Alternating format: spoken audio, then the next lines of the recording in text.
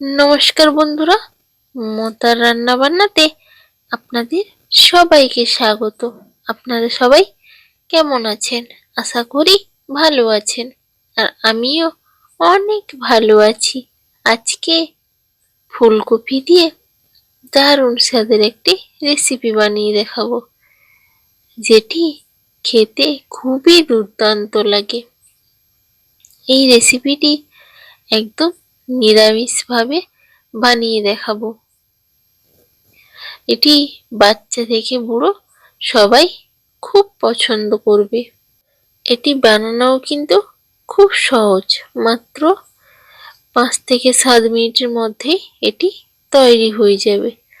তো রেসিপিটি শুরু করার আগে যারা যারা আমার চ্যানেলে নতুন আছো তারা অবশ্যই চ্যানেলটিকে সাবস্ক্রাইব করে দিও, যাতে এই রকম সহজ সহজ নতুন নতুন রেসিপি আপনাদের সাথে শেয়ার করে নিতে পারি। তো কোনো রকম স্কিপ না করে পুরো ভিডিওটি দেখতে থাকুন। তো এই রেসিপিটি তৈরি করার জন্য প্রথমেই আমি কয়েক টুকরো বড় বড় সাইজের ফুলকপি নিয়ে নিয়েছি। এবার একটা গ্রেটার মেশিনে ফুলকপিগুলোকে গ্রেট করে নেব। ওই ছোট গ্রেটারে যে মুখগুলো থাকে ওগুলোতে গ্রেট করে নিতে হবে। তো এখানে আমি সবগুলো করে নিই, তারপরে দেখা হচ্ছে আপনাদের সাথে। তো এখানে আমার গ্রেট করা হয়ে গেছে দেখুন। এবার এটাকে সাইডে রেখে দেব। এবার আরেকটি পাত্রে আমি কয়েক টুকরো বাঁধাকপিকে এইভাবে কুচি কুচি করে কেটে নিয়েছি। এবার হাত দিয়ে ভালো করে এইভাবে চটকে চটকে একদম নরম করে নিয়েছি। এবার এর মধ্যে ওই গ্রেট করা ফুলকপিটাও দিয়ে দিলাম। এবার দুটোকে ভালোভাবে হাতে একটু সময় নিয়ে 2 থেকে 3 মিনিট এইভাবে কষলে নিয়েছি।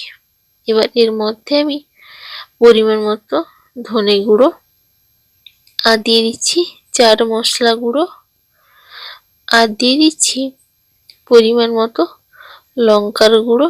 লঙ্কাটা আপনারা পরিমাণ বুঝে দেবেন।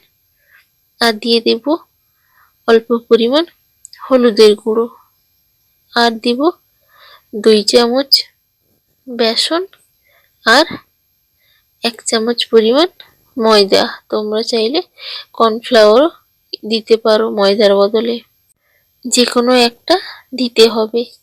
এবার হাত দিয়ে ভালোভাবে সবগুলোকে একসাথে মাখিয়ে নিতে হবে। কোনো রকম কিন্তু জল ব্যবহার করবেন না।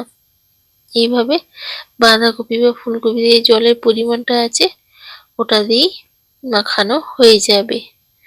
কোনো রকম জলের কিন্তু প্রয়োজন হবে না। তো দেখুন এইভাবে মাখিয়ে নিয়েছি পুরো ভালোভাবে মশলার সাথে। শক্ত ব্যাটার টাইপের তৈরি হয়ে গেছে। এরপরেই আমি পরিমাণ মতো লবণ দিয়ে দিলাম। আগে থেকে দেবেন না, তাহলে ফুলকপি বাঁধাকপি থেকে জল বেরাতে শুরু করবে। তো এটা আমি পরে দিয়ে ভালো করে মাখিয়ে নিচ্ছি। তো ভালো করে মাখিয়ে নিতে হবে। এবার এটাকে রেখে দেব, দিয়ে হাতটা ধুয়ে নেব। এবার হাত ধুয়ে নিয়েছি।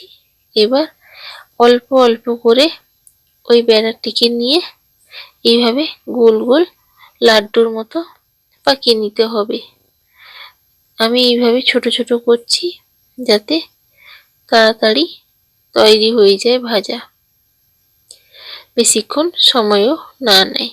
আর বড় করলে ভেতরে কাঁচা থেকে যেতেও পারে, তাই ছোট ছোট করার চেষ্টা করবেন যাতে দেখতেও সুন্দর লাগে আর খেতেও দুর্দান্ত লাগে। তো সবগুলোকে এইভাবে করে নেব। তো সবগুলো করা হয়ে যাক, তারপরে দেখা হচ্ছে আপনাদের সাথে। এবার অন্যদিকে আমি আগে থেকেই তেলটিকে গরম করতে বসিয়ে দিয়েছিলাম। তো এখানে আমি সর্ষের তেল দিয়েছি, তোমরা চাইলে সাদা তেলেও ভেজে নিতে পারো। এবার তেলটা মাঝারি থেকে একটু বেশি গরম হয়ে এলে এই যে গোল গোল লাড্ডুর মতো পকোড়াগুলো সেভ করে রেখেছিলাম, ওগুলোকে আমি গরম তেলের মধ্যে দিয়ে দিচ্ছি। তো যতটুকু পরিমাণ ধরে ততটুকুই দেবেন। তো এখানে আমি দিয়ে দিয়েছি। এবার সঙ্গে সঙ্গে কিন্তু উল্টে নিতে যাবেন না, 2 মিনিট পরে এইভাবে একটু উল্টে পাল্টে নেবেন। অপর পিঠটাকে গ্যাসের আঁচ কিন্তু মিডিয়াম ফ্লেমে রাখবেন, লোতেও বেশি করবেন না আর বেশি হাইও দেবেন না, যাতে অল্প আঁচে বাঁধাকপিটা ভালোভাবে সেদ্ধ হয়ে যায় ভেতরেরটা, সেইভাবেই করে নিতে হবে। তো দেখুন একটা পারফেক্ট কালার চলে এসছে। আর 2 থেকে 3 মিনিট কিন্তু ভালোভাবে এরকম মিডিয়াম ফ্লেমে ভেজে নিয়েছি। এবার ছান্তার সাহায্যে তেল থেকে ছেঁকে তুলে নিচ্ছি। এবার বাকিগুলোকেও আমি একইভাবে ভেজে নেব। তো সবগুলোকে ভাজা হয়ে যাক, তারপরে দেখা হচ্ছে আপনাদের সাথে। তো চ্যানেলটিকে এখনো সাবস্ক্রাইব করেনি, ঝটপট চ্যানেলটিকে সাবস্ক্রাইব করে নিন। তো দেখুন এখানে আমার সবগুলো ভাজা হয়ে গেছে, আর দেখতেও কিন্তু দুর্দান্ত লাগছে। এবার আওয়াজটা শুনুন।